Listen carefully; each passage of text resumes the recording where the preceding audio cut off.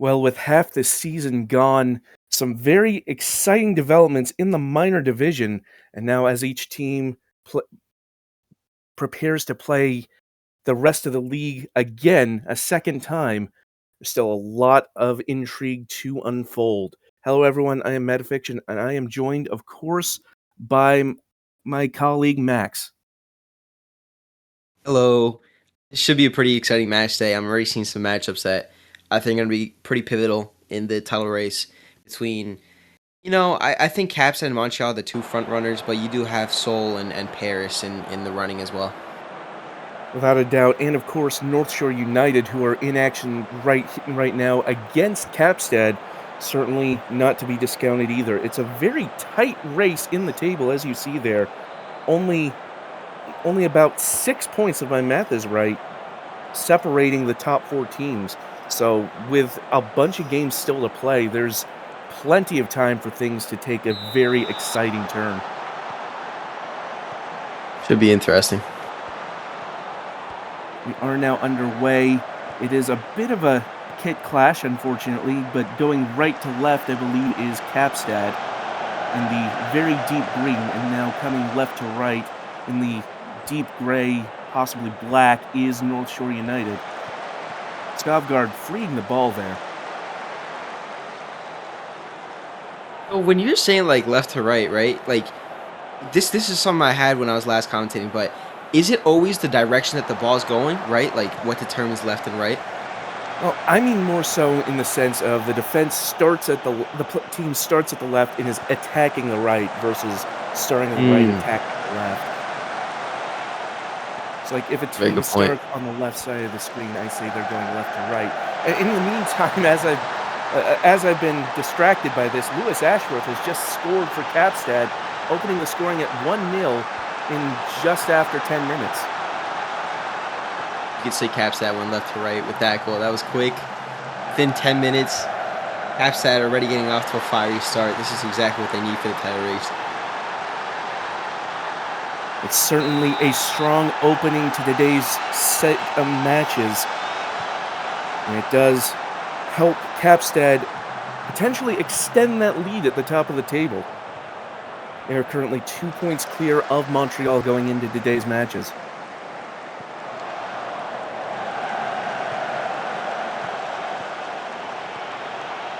Van de Bens carries it forward. Forced back to at like 2%. Trying to work it around is Seoul, and Kurt Lightning with a really close shot, but Mobeck able to stop it. I think Mobeck's improved dramatically since last season, especially since it's the second season in the minor league.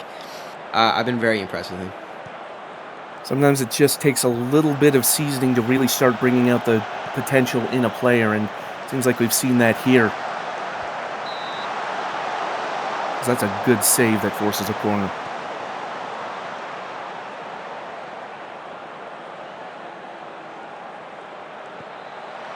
And then sends it near post. It's back out to Gorgon.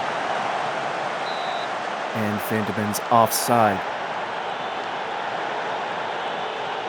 I think North Shore are really going to have to rely on Derbatov and Metadiero as DMs to get their attack going. Because, one, they're important defensively, but I do think that North Shore really relies on that forward play from their DMs to get the attack started.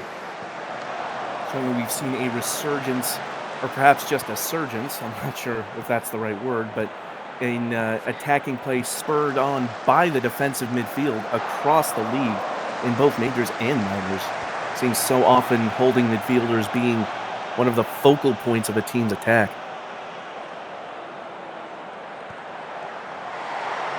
That free kick from James goes into the stands.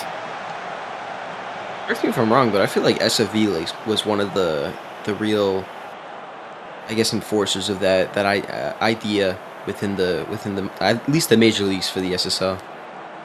I think that's a pretty fair statement. I mean, I know the last few seasons their tactic has switched a little bit to more focusing on the wings, but they've certainly been renowned for their midfield focus, as that shot from Gorgon going just wide. Saw a player go down the box. I'd like to see a replay. Unfortunately, I don't think we're going to get one, but it would have been it would have been a real flashpoint right at the end of the half. Instead, we do go into the break, and it is Capstad 1, North Shore nil. I'm sure I haven't created a single real chance, in my opinion. I mean, you can look at the shot map, two from just way out. It was an absolute dream for either of those two shots, but Hafstad deservedly winning going into halftime. And you see there in the bottom left, the average positions, Capstad significantly more advanced, penning North Shore back in their own half. Very much on the front foot are the South African team. It's ridiculous how far out they are in the pitch. Like you don't see those those heat maps that often being so far up. Kupinis and Moth coming onto the pitch for Capstad as we begin the second half. North Shore coming right to left have kicked us off to start the second half.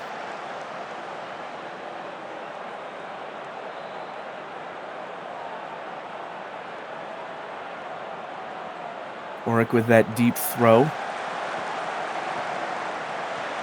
Summers loses out to Calderon, but it falls to Skovgard. And now Capstad on the attack. Vandemans hits it over the top for Chicken. Chicken touches it past... oh, apologies. I got a little confused. I'm sorry. The kit clash is kind of messing with my head a little bit. Never know. That would have been quite hilarious. I will say, if Chicken had decided to shoot, that would have been a perfect opportunity. Kupinis takes the shot, and it fizzes past the post.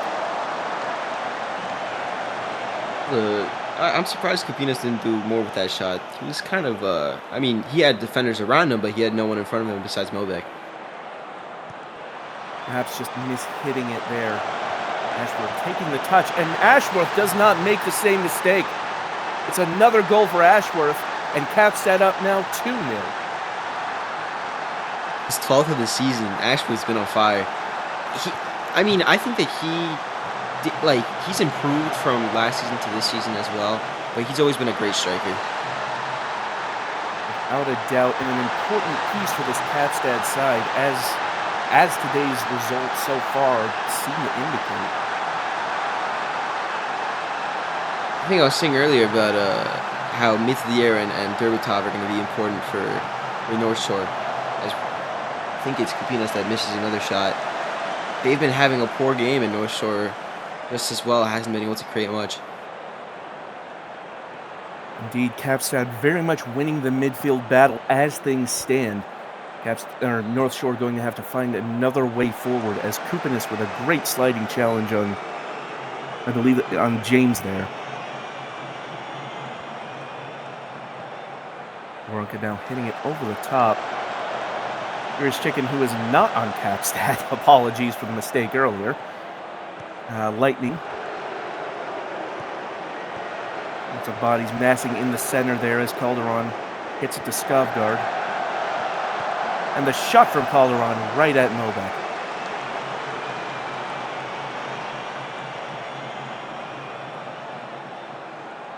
Both are going with a 4-2-3-1, but I think that Capstad has been doing really well with that formation. North Shore, I'm a little surprised that they went with that today.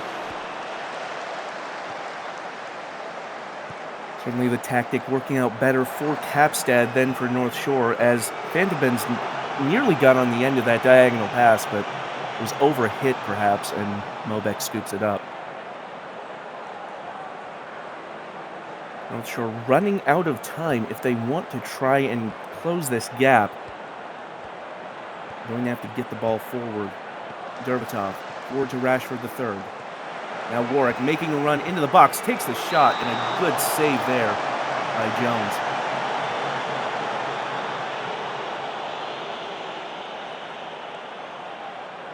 Rashford on the corner, near post, and that's headed well over.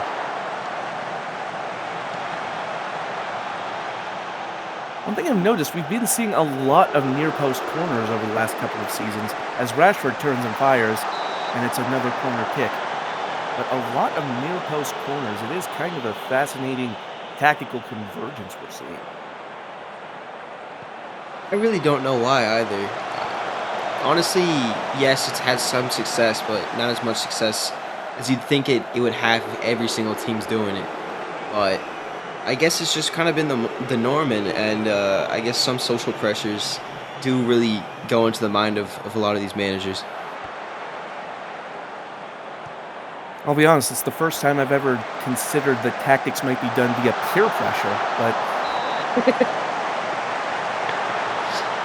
You know, sometimes social media is a real hard thing for a lot of managers to deal with. So you always have a lot of people on Twitter chirping about how yes, we need a bunch of front post corners, and the managers sometimes give in.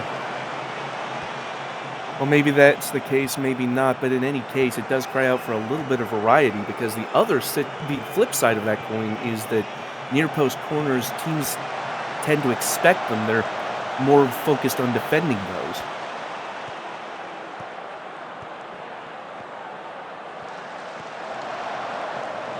And it goes back and forth, and now it's Mott who gets the ball forward, and now the shot again from Ashworth on the hat trick. It's pushed over. North Shore haven't really created much this game. It's been unfortunate for them. And that header just grazing the bar and going over for a goal kick. 4 minutes of added time, and Capstad continuing to pile on the pressure, absolutely dominating this game so far.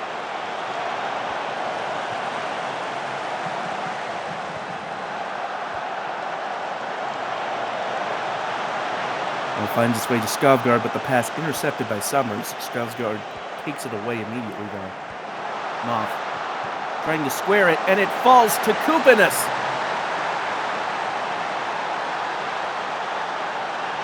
This time he makes no mistake. He had a couple chances earlier that I thought maybe he could have done better. An easy tap in for him. North Shore United's defense and midfield just haven't been up to the task this game. I'd say I thought that this match may have been a little bit closer, but this is what title-winning teams do. They go against hard opponents and they absolutely thrash them. Without a doubt, a strong performance there by Capstad, and that third goal by, and I apologize if I'm pronouncing this wrong, Gildzis Kupinas. And now Ashworth, who is still on a hat trick, but was offside. You know, we really gotta have like one of those. You know how the Prem does all those different players' names at the beginning of the season. I'd like to see how you should pronounce. Is it Kupinas or Kupinas? I don't know. Well, all I know is that I called it Kupinas the first time I saw that player, and I got clowned for it, so I've been saying it the other way ever since. That's that's a fair point. That's a fair point. In any case, Lewis Ashworth is your player of the match with a brace, and of course, Kupinas with that goal to really add the icing on the cake for Capstad as they walk away with a deserved 3-0 win over North Shore United. I think Mobek's the only one that can really hold their head high from this North Shore team. Afsted, I thought, as a team, 10 out of 10 game. North Shore is a tough opponent. They could have easily dropped points here, made it a little bit easier for Montreal to come back into this title race. But they held strong, and beating North Shore like this bodes really well for them. Without a doubt, and Capstad solidifying their standing at the moment at the top of the table. Well, to move on to the opposite of the top of the table, we have the two bottom teams here, Cairo City and Inter London, currently in 10th and 9th respectively going into today's slate. And both of these teams really looking for some way to turn their fortunes around. It's been a rough few seasons for both these sides.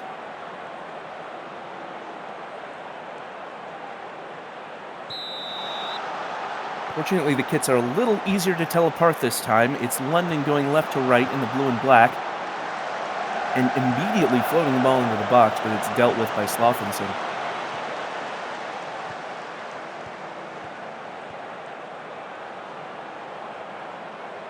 And I'll be honest, I don't even want to begin to comment on the formations by these two teams. It's very avant-garde, shall we say.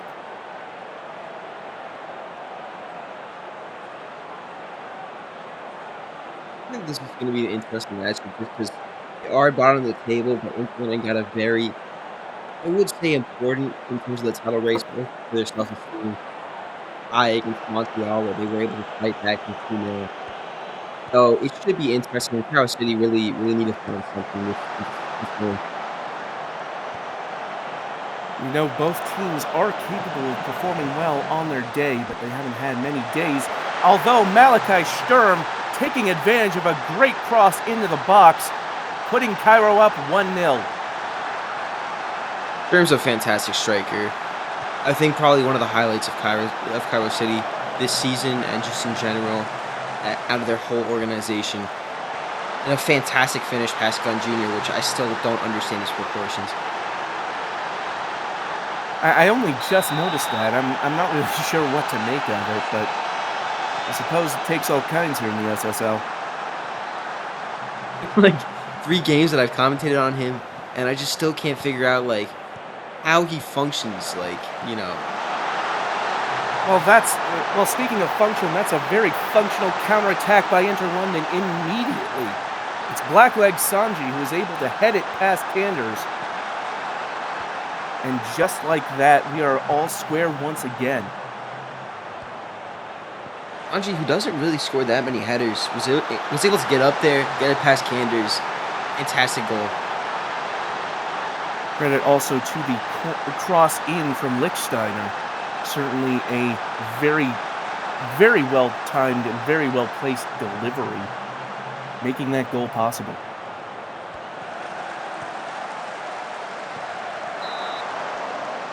Sturm once again getting into a dangerous position, but Gunn able to push it away. In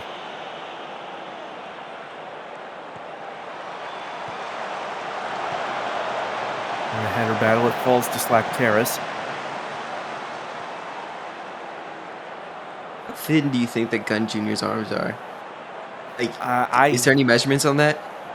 I struggle to hazard a guess.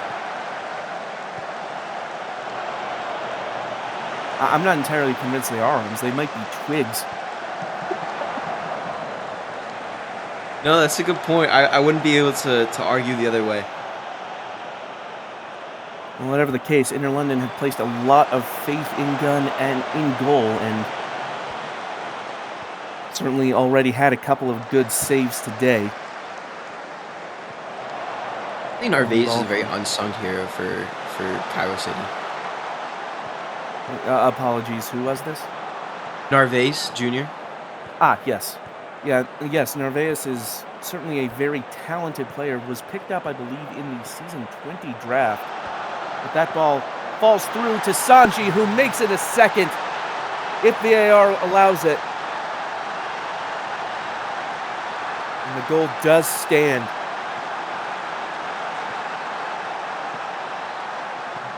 Did they bring back VAR to the minor leagues, or he was always there and it just wasn't that obvious? But fantastic finish by Sanji. Having a great game so far.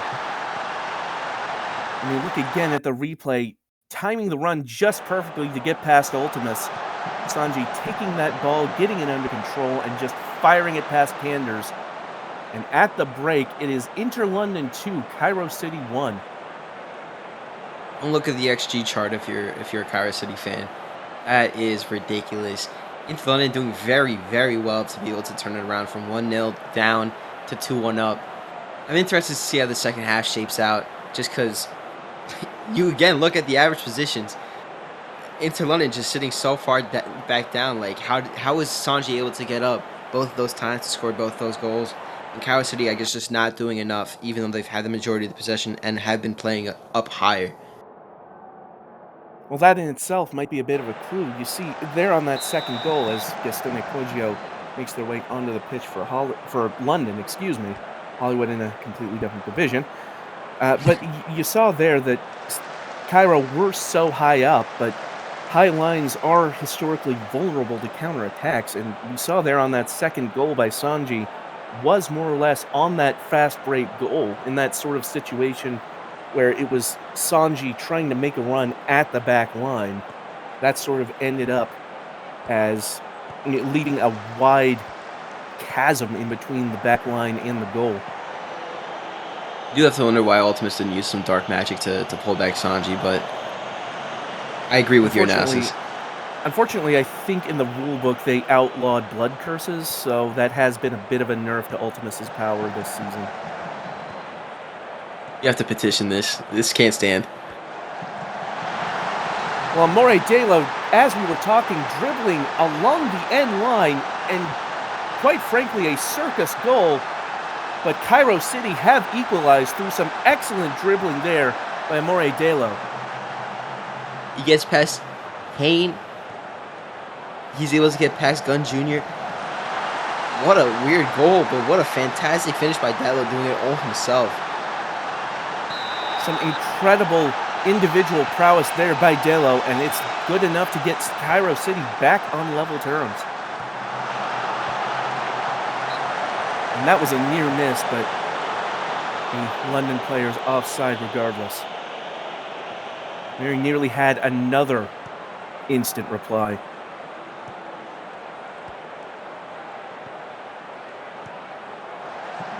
Like Terrace out wide to Herrera. Herrera cutting inside and shoots, and it's off the hand of Gunn.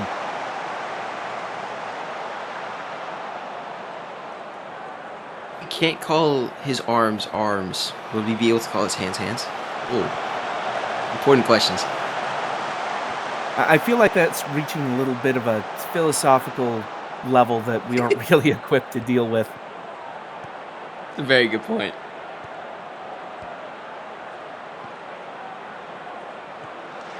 Arrow passing it along their back line. Narvaez, looking for a little bit of space, hits it up to Delo. And pass though intercepted.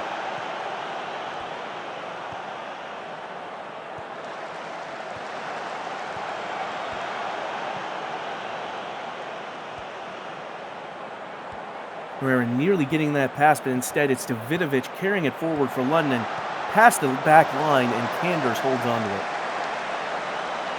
Vidovic has that little thing about him that he can really get past players and get shots on target. Does it always turn into goals? Not really, but I think he gets that finishing down. He's going to really come together as a player.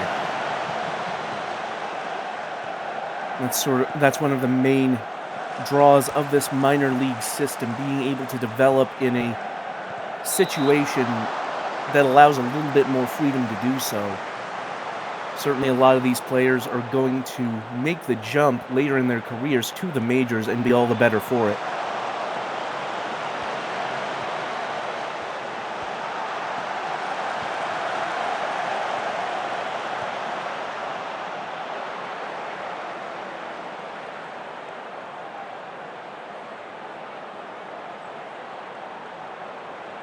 McSteiner with the deep throw for London. Henderland with a challenge in, but it's still with London here. It's like Terrace ultimately heading it clear.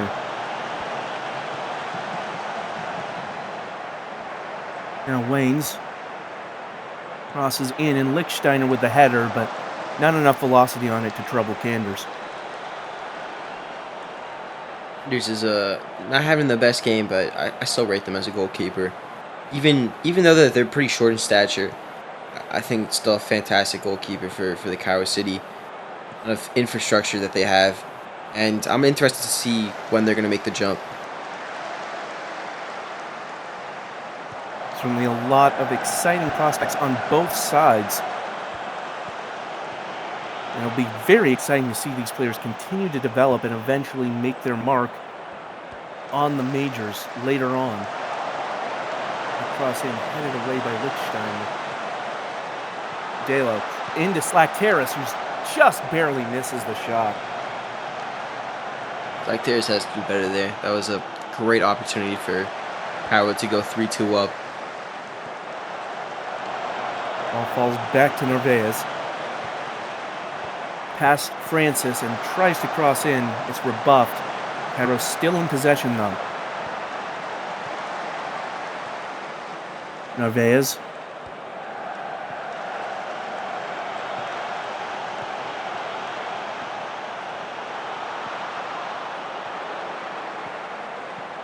It is nearly losing out, but puts the cross in. Sturm able to get onto it.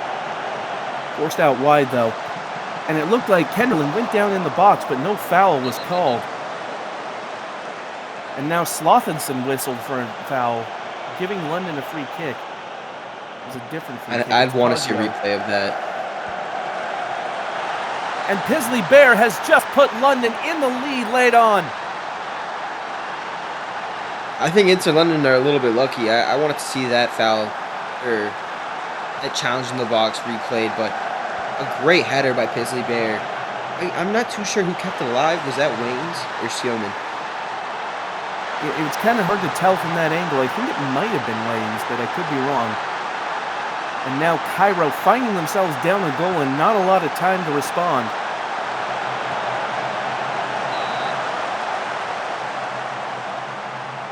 Whoever it was, that was fantastic to keep it alive.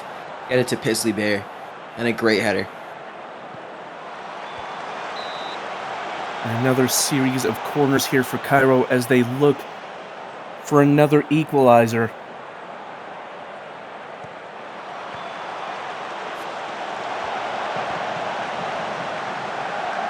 Here again, trying to put the cross in. Sturm was there, but Gunn was able to reach above everyone.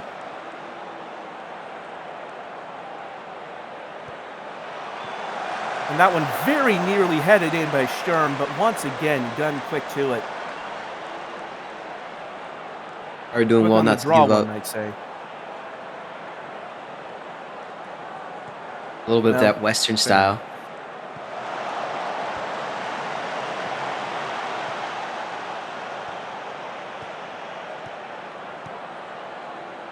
Ball finds its way to Kenderlin in a threatening position, and it's right at Gunn. Certainly Cairo not lacking for chances here in the closing stages, but unable to really make anything count. The Kenderlin would do better there, but Cairo still have a chance.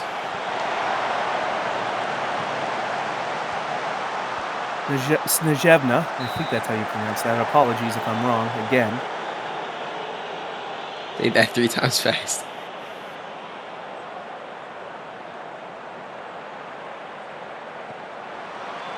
And that one headed, and it looked like it hit off both posts, and that shot from Sinclair skims over the top.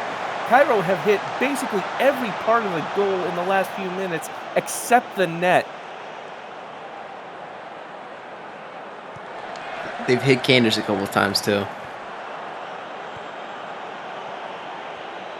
Showman coming forward. Narvaez trying to win the ball away and does take advantage of a loose touch, but they're going to be out of time. And Inter London come away with a 3-2 win, hard fought over Cairo City. Oh, look at that XG chart if you're a Cairo City fan. Oh my word. 3.66 to Inter London's like I don't think they even recorded 1 goal XG, but as we all know, football is not played on paper. It really doesn't matter. All that matters is the final score line, and Inter London have to be really happy. Gunn Jr., even though neither of the two commentators could figure out their proportions, still did a fantastic job in net. And Black Leg Sanji, what a game from him. Certainly a strong performance from Sanji with a brace. London coming away with the 3 points. Cairo can take a lot of positives from the performance, but they can't take the points. You really have to question the finishing in that game. I felt like Henderlin, Sturm, a couple others maybe could have done better, but it's just one of those games the ball doesn't want to go into the back of the net for you.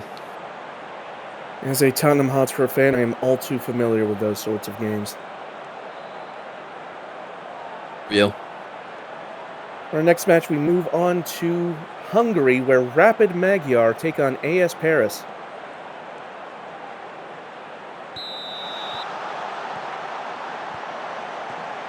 Truth be told, I've always been a fan of Magyar's kits, purple and black. Purple's such an underrepresented color in the football world.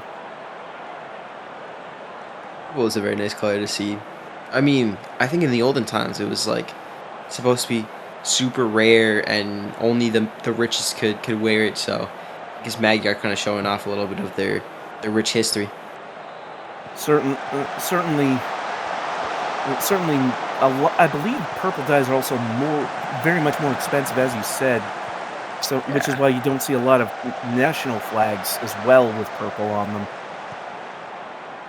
I think even that's when the it would, story. Yeah, yeah. even when it would make sense.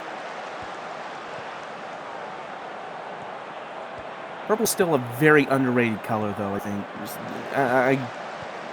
As far as I know, I think the only one I can think of in real life that wears purple is Fiorentina. I think there might be a Turkish club as well, but off the top of my head, I don't remember. Argentina's a very good shout. I don't think that if you told me to name one team, I'd be able to name them, even though they're a giant in the Serie A. Well, truth be told, I am only really familiar because I'm a huge nerd, so. In the meantime, the match is underway. It is Paris bringing the ball far forward. Aoi carrying the ball, sending it back to Fensterhausen.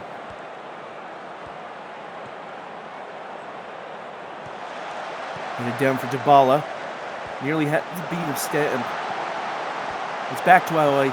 Shoots it, but it's blocked. Paris going to try again from deep.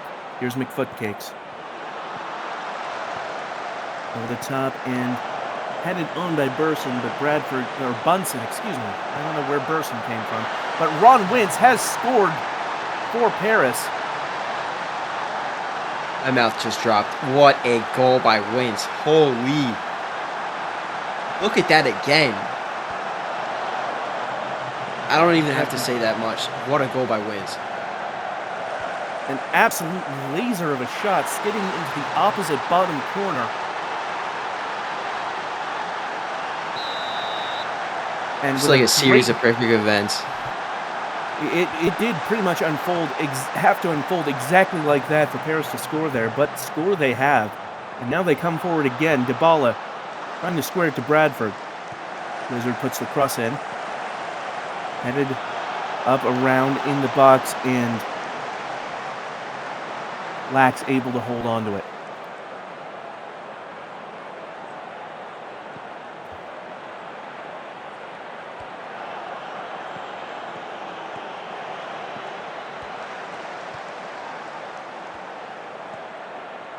Appointment to Albinson, but Albinson loses out to Aoi, and now Paris on the run again.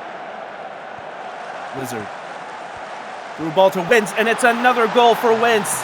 VAR looking at it, but this would be a second. Snorlax, I think, could have done better there. It's going to be tough for... but it's disallowed. Snorlax can feel a little bit better about himself. Look at it again, and that is pretty clear. Wentz a couple of feet offside. Lax just wasn't able to stop it, but ultimately Blesh is spared there. Paris looking like they have since last season.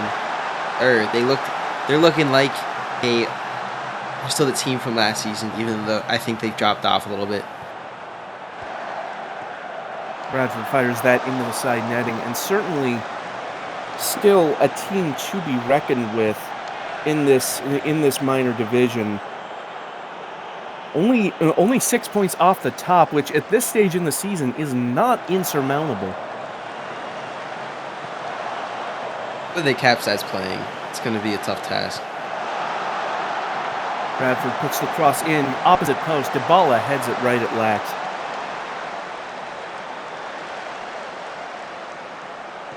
Bunsen. It's back to Jimatheus. Falls to Stamp. Stamp takes the shot, and McTendy with little trouble.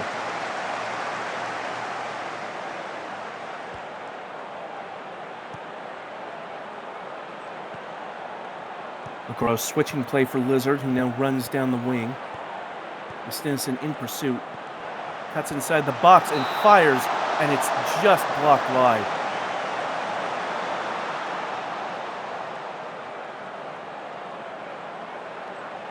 The ball on near post corner. Headed out for Sowerwan. The ball again, and is offside.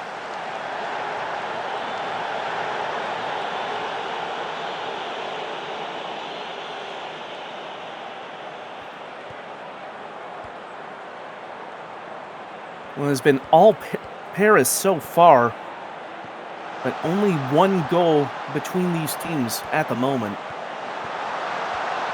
You still have a chance. But Wince might have just ended that chance with that close-range goal. Onto this cruise? Maybe a little bit. Sometimes we just have to learn when to shut our mouths, but Ron Wynn's doing again fantastic. Aoi keeping the play alive, getting it to Wince, and Wince just has to do a nice little tap in. Snorlax can take up a lot of the goal, but can't take up all of it. Credit where it's due, Lind with good instincts for Magyar to try and block that shot, but unfortunately it did fall into the path of Aoi, who set up that goal to make it 2-0. And now Lizard coming forward again for Paris. 1-2 with Wince, and that clatters off the bar, and it's headed back in on the second attempt by Eric Belmont. Lucky number 20. Fantastic. How do you score 20 goals in a season? That's ridiculous. Certainly a feat that is worth celebrating. And certainly in the right position there is Belmont to put that back from the rebound off the crossbar. You don't see too many second chance goals in the SSL, so it's always a treat when it does happen. It's a fact. I still can't believe that Belmont has 20. I mean, you need to have probably the best positioning in the league to be able to score 20. Certainly one to watch for the future, and Sao Paulo will absolutely have their eyes on Belmont, potentially for next season. I mean, Rubio's still in the mix. You could see, I guess, like a 4-4-2 or some variation of that with two strikers, but it's going to be tough to take away Rubio's spot. They might also be able to run a 4-2-4. We've seen that tick up in popularity a lot over the last few seasons. Having those two strikers up top can really make a difference. True. Call me a purist. I always like a 4-4-2 versus a 4-2-4. Certainly is one of the tried and tested formations in football lore. Meanwhile, here in Hungary, it is halftime, and the hosts are down 3-0 on the strength of that Paris attack.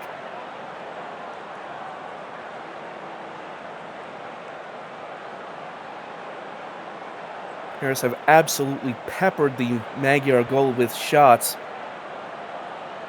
Certainly deservedly ahead based on the strength of that first half performance.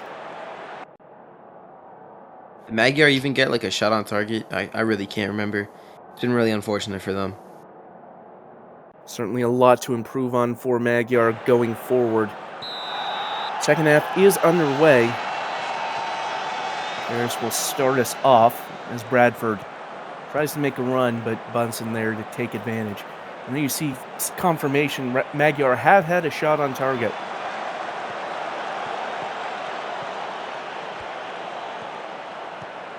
Bradford gets past Bunsen and sends the ball in, headed away. Almanson dealing with it just about, but Aoi quick to it.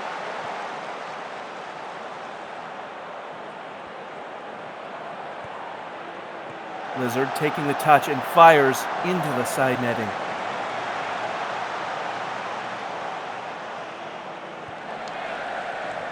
Paris absolutely not going to let their foot off the gas here in the second half.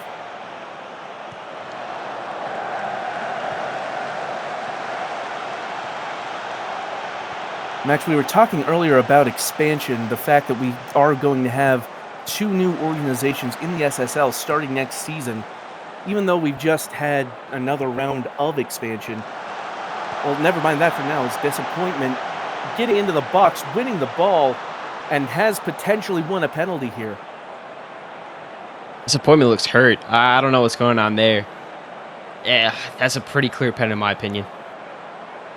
Vizio is on, and the referee confirms the penalty. Appointment's still down. Fensterhausen will be booked for that. It's Justinison to take. And it's saved by Oh. McTendy. Great save by McTendy, but a really poor penalty by Justinison. Just didn't really have that velocity that we've come to expect.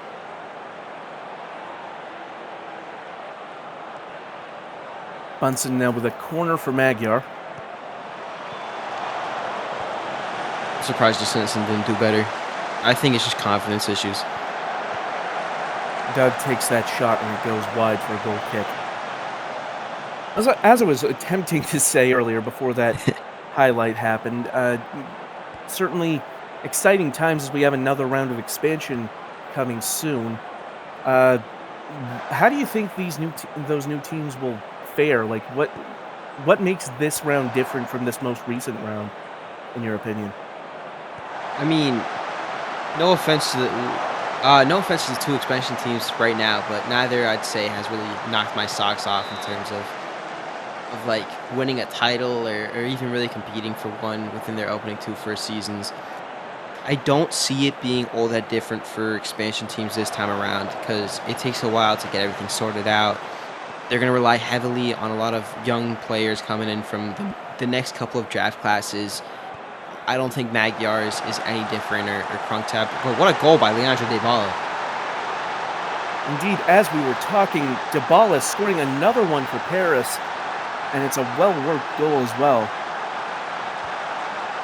Yeah, but long story short, I think it's going to be tough for them. I don't know what you're thinking, though. Well, it certainly is. As you say, it certainly does take a little bit of time for new teams to sort of gel, for lack of a better word, to really build that cohesion, that trust. I think both of our most recent expansion organizations are on the right track. Certainly, we've seen Shanghai Magyar building through the draft, really prioritizing those younger talents. And certainly, Tenochtitlan and Krungtep have been on a really good trajectory as well. They've instantly started really pulling their weight in both divisions. So I certainly it'll be a tall ask to expect any expansion side to attempt to compete immediately, but I think the bigger league is just better in general. So I suppose we'll see. A lot of it depends on what players end up where in our presumably inevitable expansion draft. True. I think that the expansion draft, I think, I know it's going to be key for these organizations getting started. Very interesting to see what players go to which teams. There's going to be a lot of shakeup. Because, of course, it's not just for the expansion teams. A lot of established teams also have to retain players, have to see which players they're willing to let go. And that's going to be a lot of tough conversations for a lot of different players. So you might even see the Magyar Shanghai organization pick up some really interesting faces and also lose some key pieces. Not a doubt. Speaking from my brief tenure as manager of Tokyo, the expansion draft was an incredibly difficult time. There are just so many players that I know I wanted to protect, but they just couldn't. It ended up leading to a lot of players that I really would have liked to have secured, ending up on that unprotected list. And certainly most of them did stay in the end, but having to lose a player like Shinji Kaido or Billy Bob is always detrimental. I can't imagine what it's like to lose a player like that. But it's just the way that the game goes. It's tough, but expansion I think only helps the SSL, and I'm also interested to see how that shakes up. I guess commentary as a whole. Here's Timotheus having a shot. What a goal! Heads up play by Timotheus to pull one back for Magyar. Probably too late to mount a comeback, but excellent instincts here. Nipping in front of Sowerwine, able to dribble it into the box. Surrounded by three Paris defenders, but still able to tuck it into the net. An excellent shot by Timotheus. Yeah, I was just about to say that too. Three defenders around you, having the goalkeeper in front of you, and still being able to smack that top in is really well done by Timotheus.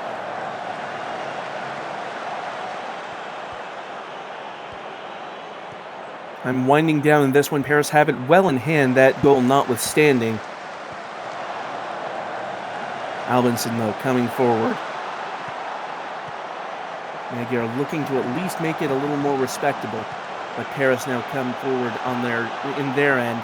Belmont trying to get past the defender but can't and loses track of the ball. It goes behind for a goal kick, and that will be that. Magyar falling 1-4 to AS Paris, who continue to try and keep pace with that title race. Magyar, I think, had a couple highlights, Snorlax. I can't remember a game that he's actually put in a bad shift. And Dimitheus also doing very well, but Paris, a fantastic game from them. Unfortunate to concede towards the end. But Ron Wintz, what a game from him. Player of the match, and deservedly so in this commentator's opinion. 2 goals for Paris, serving as half of his team's tally. And Paris with a well-deserved win. Now we move on to South Korea, where Seoul Mythic will take on Athena. To be honest, I didn't know that Seoul was doing that poorly. I mean, they're still in the race. Credit to their start to the season, but really unfortunate their last 5 games. Certainly a bit of a rough run for both of these teams, as we saw Athena on a bit of a skid of their own. It's a really good chance for both sides to try and reverse their fortunes. I think for Seoul especially. Sorry. No worries.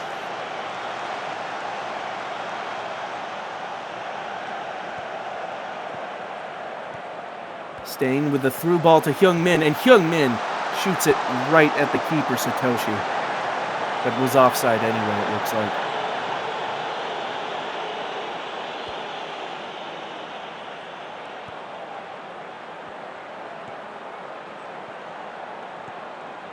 As you were saying just a moment ago, Seoul are on 15 points, currently 5th going into today's matches. As Bar cuts that back, but Dejiron can't hold on to it. Certainly doing well in the standings, but that last skid seems to have taken a little bit of the wind out of their sails. It's hard to come back from those kinds of skids, but we still have around half the season to go. This is really just starting off the second half of the season, so Seoul still has a chance, but again, I've been impressed thoroughly by Kapstad throughout this whole season. They're really title favorites for me. Well, after today, there will be 8 matches left in the season, so plenty of time for a few more twists to this tale. In the meantime, it's Dejiron with a corner, and Bar takes a shot, and Satoshi just able to parry it over. I do think that Seoul is going to be pivotal to this title race, not just because they are, I think, part of it, but also because they still have a return fixture against Kapstad, and I think last time out they beat them 3-0. That could yet prove telling. Depending on how this title race shakes out, Seoul could end up playing spoiler, if not becoming surprise contenders themselves, as Bar shooting right at Satoshi, who able to push it away.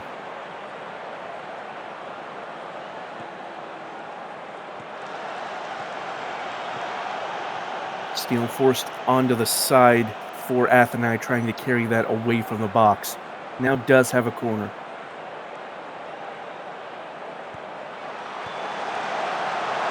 Lorenzo handing that over. It certainly is telling that without this recent skid, Seoul would probably be, in fact, right among the title contenders. They're 9 points off, and certainly a couple of points in that last run would have helped with that, one would think. 100%. I mean, they were right up in there until I think probably 2 or 3 match days ago. But it's still quite a long season, and they have some great players. I mean, of course, the famous Seoul 7. But nevertheless, it's going to be interesting to see how they recover. That shot from Walker once again tipped over. Satoshi really called into action, but has been very much up to the task so far.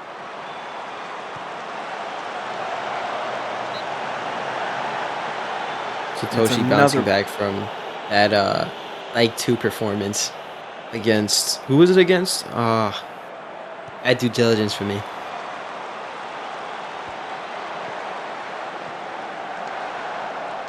And that shot goes well over. Is this Sao Paulo? It was Hollywood. It was Hollywood. There we go. Yeah. I think he let in 9 last match. Oof. I believe I might have missed that one. Apologies. But, well, certainly to be expected considering the form Hollywood are in right now, but still a devastating occurrence for any goalkeeper to let in 9 goals, regardless of who it's against.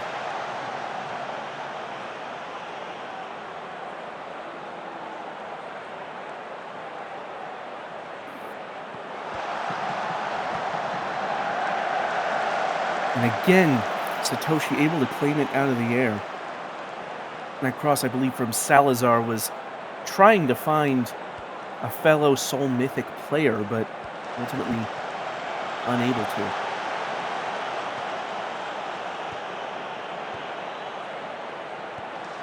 Through ball to Hyun-min, and fires it into the net.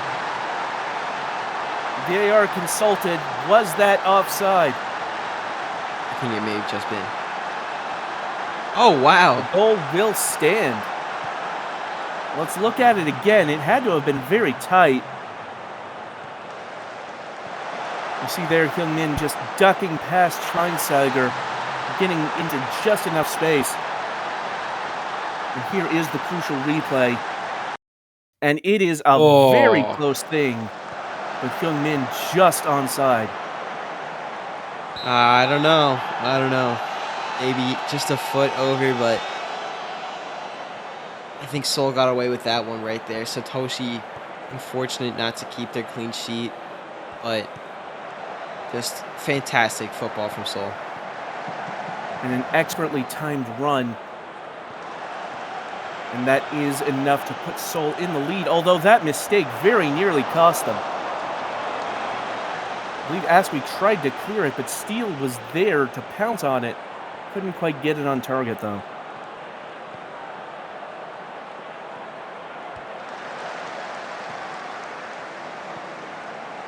I'm always very confused by Athena because I think that they have some really great players in this team. And I'm really surprised that they aren't really a title contender this season. They weren't a title contender last season. But it's just, it's really odd for me. Well, soccer history does abound with teams with great individual pieces that can't quite come together to form a cohesive title-winning unit. Recent additions of Manchester United and Chelsea come to mind. Just all these guys are so solid. I'd imagine that they could maybe construct something a little bit closer to a coherent team, but of course, that's not the way that football works. Certainly it does feel, though, as though Athenai could very much put something together. They're just missing 1 or 2 pieces that could really send them into the stratosphere. What those pieces are, well, that's not really for me to say, but certainly they do feel very much like a team on the cusp. Expansion draft. That's what's going to happen. Perhaps that's a secret. Who knows? Time will tell.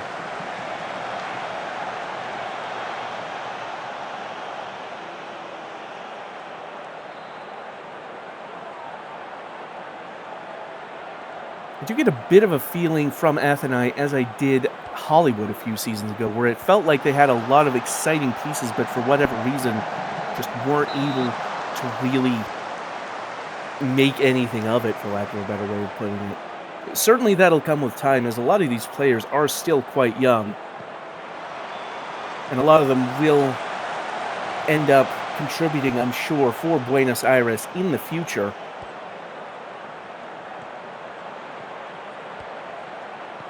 Buenos Aires, I feel like, is a team that has gotten a little bit old. I mean, of course, they played an incredibly pivotal match in last season's title race for the majors. But I'm excited for Atheni. One, to see maybe can they construct something within the next 2 seasons that might deliver them a title. And then two, how will they translate to the major leagues? Maybe they're even better. I mean, certainly they're going to be even better. But can they be a little bit more cohesive? Well, this would be the season this would be the time, more or less, to make a run in the majors, as we are currently witnessing one of the closest majors title races, at least in my memory. With 3 viable contenders, all neck and neck at the moment.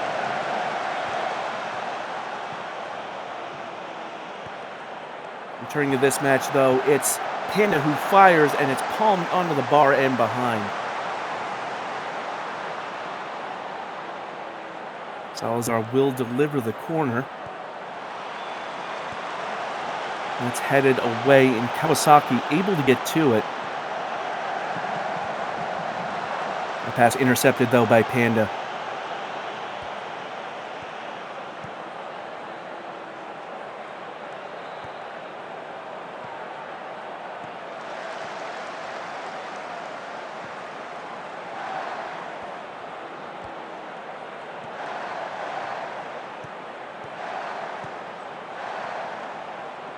Very patient passing along the near sideline. Barr finds Dejiron, excuse me, and that one goes over. There's some very patient build-up there from Seoul, but ultimately coming to nothing. Atheni is still very much in this game.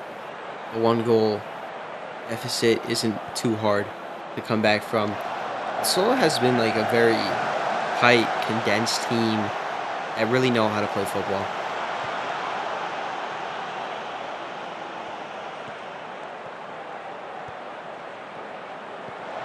Walker hitting the long ball.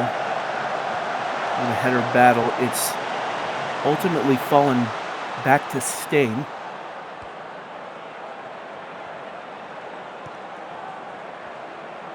Lasso with the pass forward to Dejiron. Now Barr into the middle, and Lasso mishits it.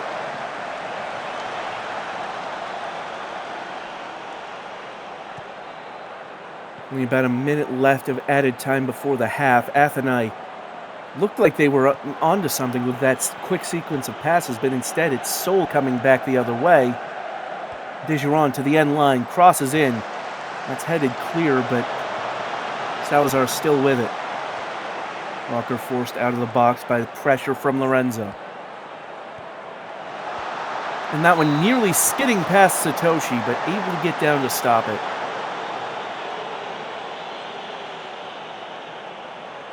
This will probably be the last action before the half as Salazar sends it in. Satoshi holds on, and that is indeed halftime. Seoul Mythic absolutely on top of this one, but only a 1-0 lead going into the break. Look at those average positions. Oh my god. Atheni just really not getting a single thing started for themselves. This, I'd have to argue, I don't think that they've had a single shot on target. It's just been poor. I believe the stats would bear that out. I don't think they have had a shot on goal yet. I think you're right. Yeah.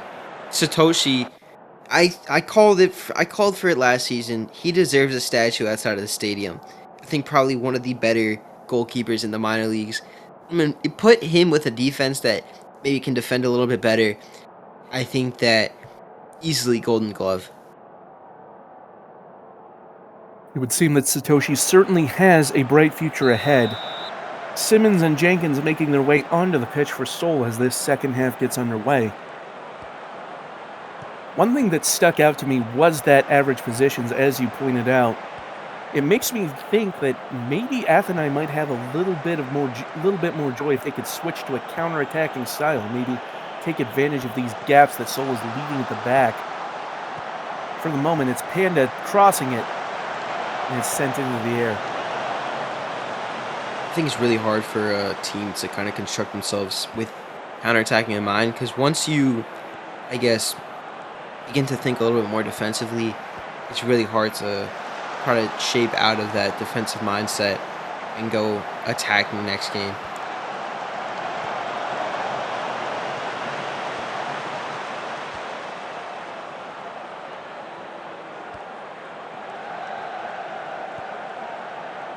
Certainly, Athens will need to find some method of breaking through this Seoul defense. They might have done here, as here's Santori getting to the end line and sends it into Kuba Kaniki, who has leveled it. This is the Athens that I know they can be.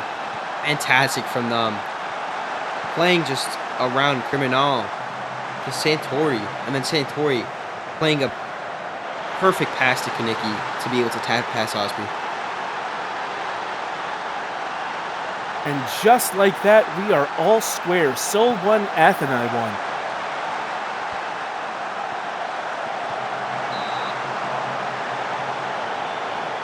It's another corner for Seoul here. Ijiron standing over it, sends it floating to the far post, but Satoshi holds on.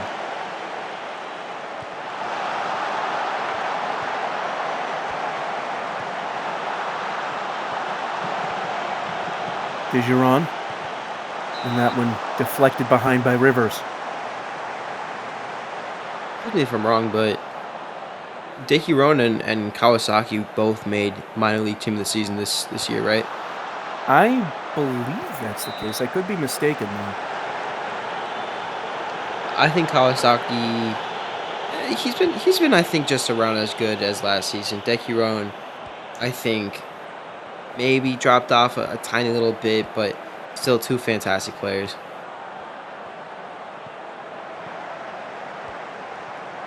Santori taking the ball away from Daehee. Is it Daehee or Daehee or apologies. Some of these pronunciations, I pride myself on being decent at pronouncing things on site, but there are a few who still elude me. I think it's Daehee, but honestly, Daehee, I think the Daehee would be like the Spanish pronunciation, and then Daehee would be like, or maybe it's like the Iberian pronunciation. Just because, I mean, Sporting Giron is or Giron is like an actual club. Right. Are they from the south or the north of Spain? That I can't remember. I know. I believe Girona is in the northeastern part of Spain, if I'm not mistaken. Yeah. If my geography is right. I think Girona. I think that. Yeah. I mean, Girona is a Catalonian club from that region, Certainly. so it might be the Catalonian pronunciation, and then Daehee might be like the Iberian pronunciation. We might have to get Omni's opinion on this. He seems. Yeah. I think he's kind of the resident expert on this sort of thing.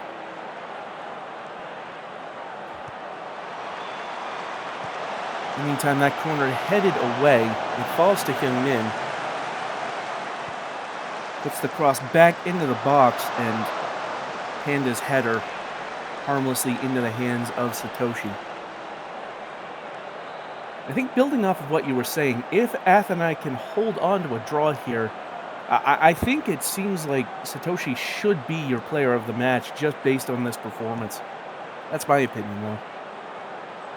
He's my player of the match already.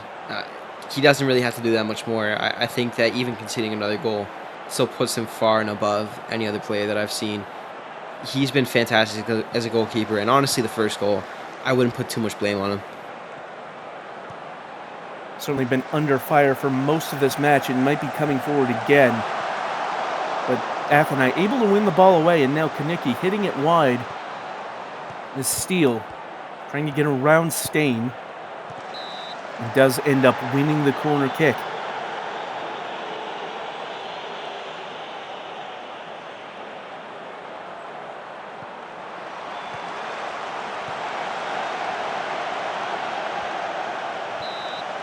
And that will be offside. Steele caught a little too far forward.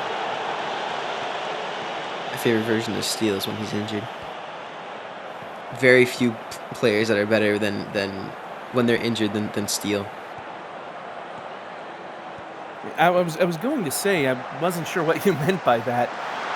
But in the meantime, Anthony Simmons has just pushed Seoul back ahead.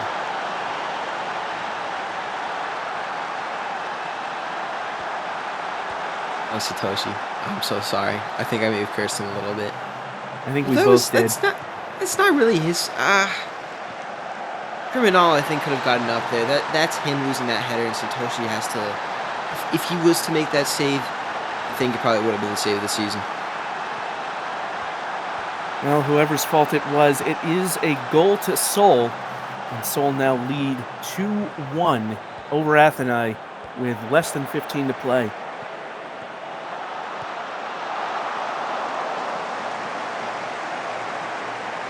Of course, you win as a team and you lose as a team, so is it ever really one person's fault? Probably not. It's always an array of things that go wrong.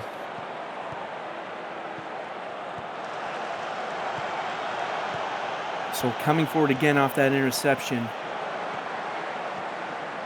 Jenkins getting around Morgenstern and finishes from a very tight angle. Zoe Jenkins makes it 3 and might have just put this one to bed.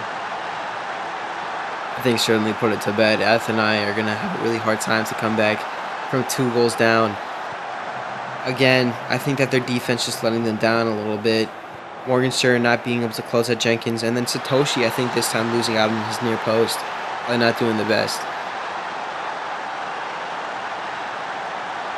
Well, Athenai showing real grit, hanging in and getting that equalizer right after the half. But Mythic, once again, seem to have found their form back. And they are now ahead 3-1 deep into added time.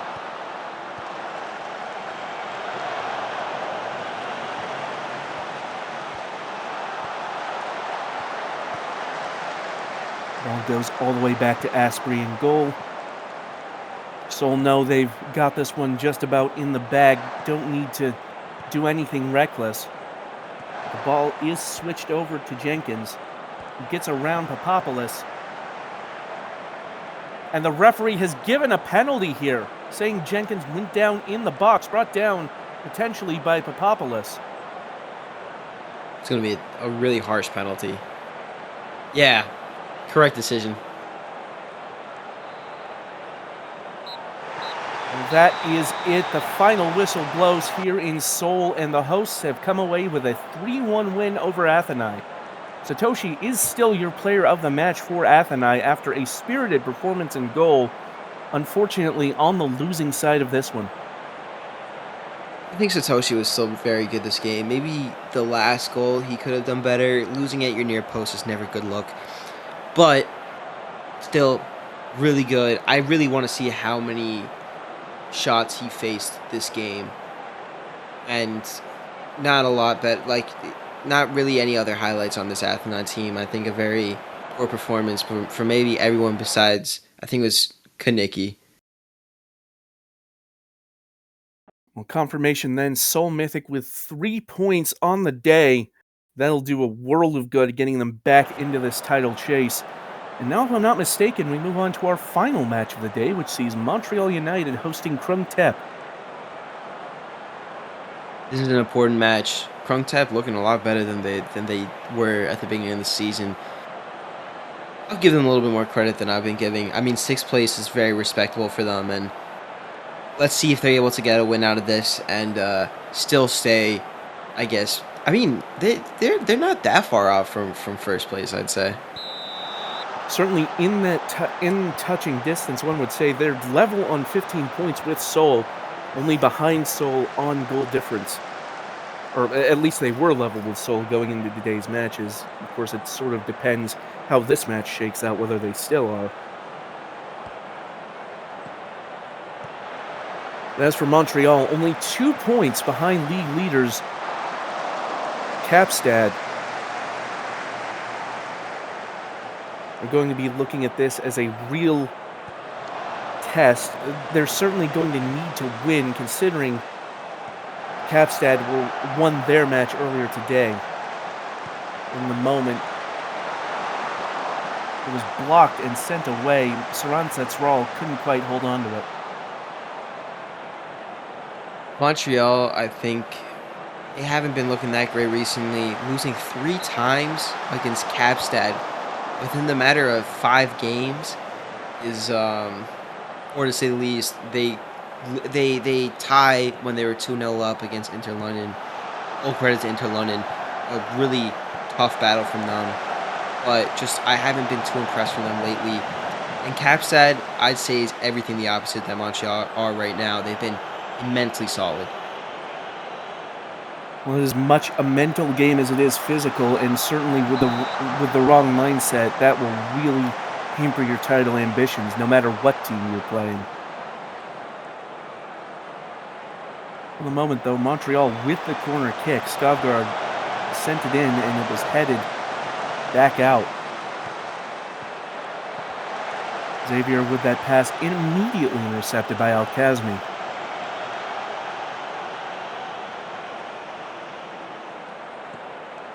I think that this would be a great game for Montreal to get a little bit of their confidence back, but of course, Tep also, I think, are probably looking a little bit more confident than Montreal at this current moment. You've certainly seen in the past Tep not to be underestimated. A very talented young team. As Oliver sends that near post. Caetano back to Oliver. And the shot from Caetano, and it's redirected in. It's an own goal on Cameron Millwall. Unlucky for Millwall. Muno, I think, got confused a little bit, but that's the way that football works. I mean, Caetano doing really well. I'm surprised they didn't give the goal to him. He was on target. That is a bit of an odd scoring decision, but it did look like Millwall jumped for it. Might have influenced the path. Might have been a reason why it got past Saran Setral. Nevertheless, they all count the same, and Tep finding themselves up 1-0 over Montreal.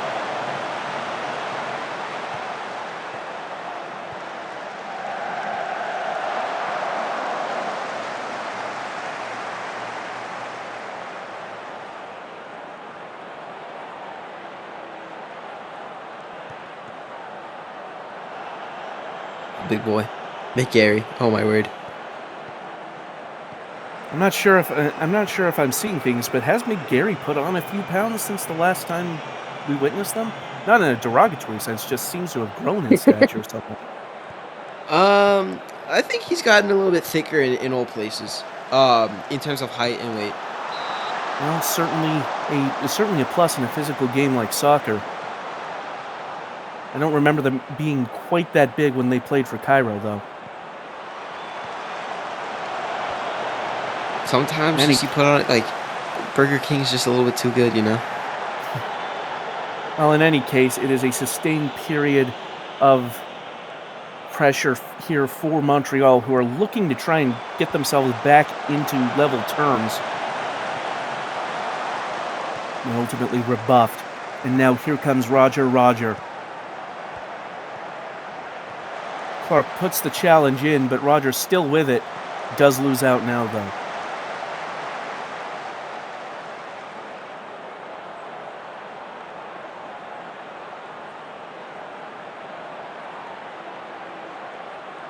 Well, we're nearing halftime, and Montreal, despite having the better chances, find themselves trailing in this one. And so at the half, it is Montreal 0, Tep 1. I gotta say, out of all the matches that we've seen today, this has to be probably the slowest one. Unfortunate for Montreal, especially being title contenders, not being able to get another goal and conceding, unfortunately. No, I think, honestly, Caetano, that was a fantastic shot. I'm, one, really surprised they didn't give the goal to him. And then, two, I think even without Millwall's interference, may have gotten just past Muno.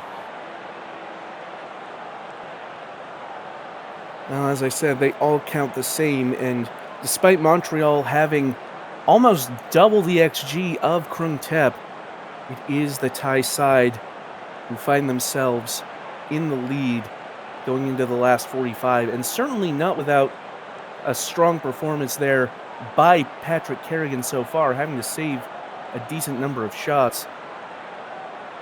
Certainly a strong team performance so far, though. I think to Thiel also.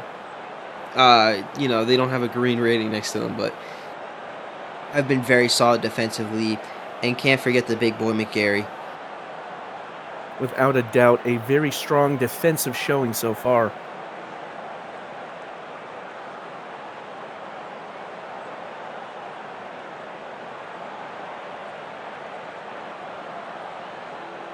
And so, with 45 minutes to play, will Montreal be able to find a way back into this match, or can Krung-Tep hold on? A loss here for Montreal would mean that Kapstad's lead at the top of the table would go to 5 points as Apostle and Stroh make their way onto the pitch. We have 8 games left, so of course 5 points isn't that crazy in the grand scheme of things. But you think that Kapstad are really looking like a team that's gonna drop points anytime soon? I would wager not, based on the day's performance. I'd have to agree. Still, anything can happen, and frequently does happen in the SSL, as Elliott takes a touch to De Silva, and that one had a lot of its velocity taken off of it by that deflection.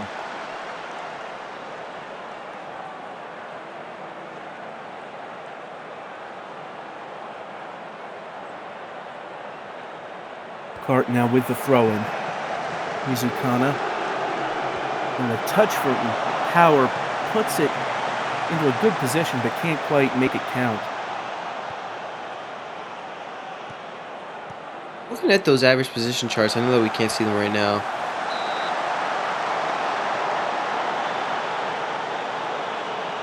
Big save by Muna. But back to what I was saying. Looking at those 2 average position charts, I think that they've been probably the most equal that we've seen in this match there. Certainly a sign that Krung-Tep not afraid to take it to Montreal despite their difference in standings. Skavgard puts the corner in. It's headed up into the air. Bit of a clash there, but still being juggled around, does eventually fall to Skavgard. Gaetano left behind, but Krung-Tep able to win it away, at least for the moment. But then here comes Takahashi. Gary getting in front, though. Bit of a scramble here in Krung-Tep's defensive half.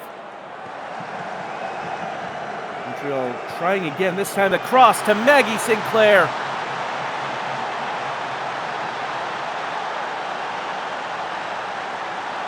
Will VAR uphold it?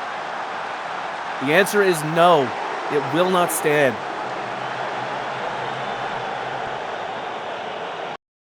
Yeah. Pretty obvious. Certainly close, but nevertheless a distinct offside. And so Montreal still find themselves down, but once again coming forward. Sinclair getting around Caetano off of both posts.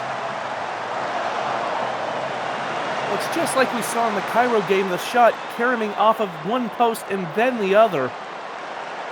That's... If I had a nickel for every time I've seen that, I've had 2 nickels, which isn't a lot, but it's weird that it happened twice. So true, Dr. Doofenshmirtz. Now, where exactly is that platypus? Who knows? Maybe he's on the pitch. Maybe. Well, I know what my next player is going to be now. In the meantime, jokes aside, Krung-Tep do have a corner here. Al-Kazmi to take. It's headed away by King. And that one sent over. I believe that was Stroh.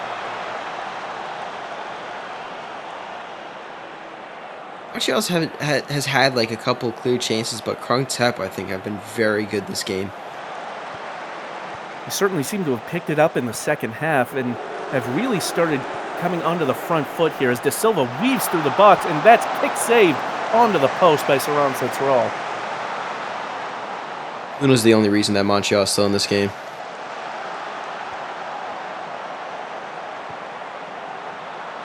One of the SSL's most recognizable and well-regarded goalkeepers, Saransa Strahl, proving they still have a lot left in the tank.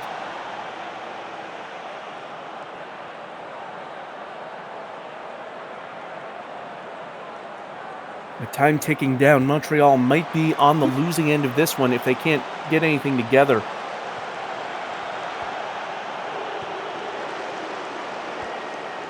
Points, I think, better than a loss. Certainly in a situation like this, as there's a bit of a scramble in the box, but the ball does go out for a corner kick. It looked like Montreal had a chance brewing, but some good, timely defense from Krung Tep put paid to it.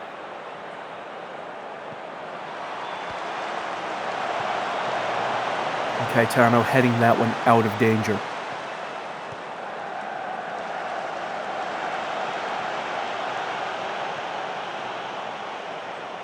Only seconds left of added time. Not much time for Montreal to pull something back, and that might have been their last chance. And there you have it, Krung Tep with a 1-0 win over Montreal United. Perhaps a bit of a surprise, but certainly well-deserved as Montreal loses ground in the title race. Look at that back line, and you really can't be too impressed. I mean, Muno had a fantastic game for the amount of shots that he faced. But really, Montreal poor, only getting 5 shots on target. You're in a title race, and you're coming out and putting up this performance. They can't be too happy. And I don't know, do you think that it's down to the tactics, or do you think it's down to the players, or do you think it's a mix of the two? It could be a combination of both, honestly. It's very difficult to diagnose considering they're such a talented team, but you have to give a lot of credit to Krung Tep, especially Sandro da Silva, the player of the match, for a very strong performance all around. I don't know that this says as much about Montreal as it does about Krung Tep, quite frankly. You bring up a very good point, and I think I'm going to defer to you. I think that, yeah, I think Krong's have had a fantastic performance this game, especially as an expansion side. I was maybe giving a little bit too much hate earlier, being like, I haven't been too impressed from either.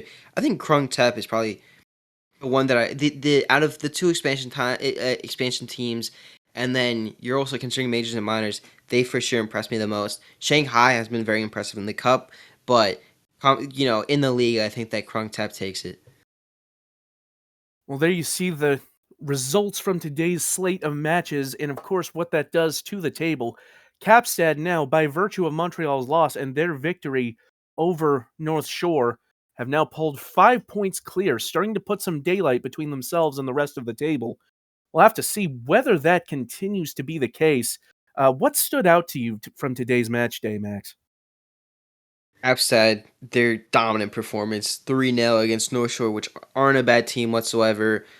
I also think that Paris started looking like themselves from last season, where other times this season they haven't. And just to round it out, I think Krung Tep had put in a master class against Montreal. Well, certainly a set of strong matches, some very enjoyable soccer on display today. As the second half of the season is now underway, we'll have to see how things shake out come the final reckoning. We hope you'll join us next time, but until then, this has been Metafiction. Thanks for joining Max. us. Bye-bye.